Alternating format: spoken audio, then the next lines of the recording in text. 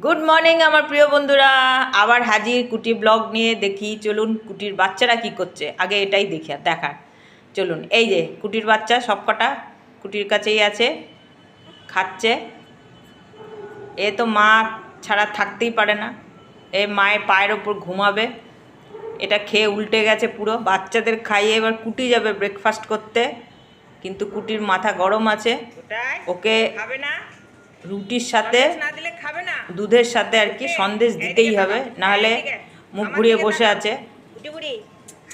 ও আগে শুধু দুধ রুটি মানে কিছুতেই খাবে না, ও আগে দেখবে সন্দেশ ওপরে আছে কিনা দেওয়া। আচ্ছা, মানে রাগ করে মুখ ঘুরিয়ে বসে থাকবে, কিছুতেই খাবে না, নয় খাইয়ে দিতে হবে জোর করে, কিন্তু প্রতিদিন তো সম্ভব না।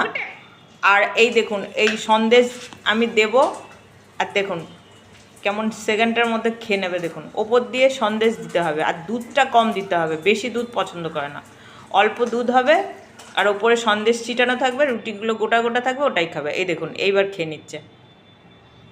মানে ওর জন্য যেভাবেই হোক সন্দেশ স্টকে রাখতেই হবে।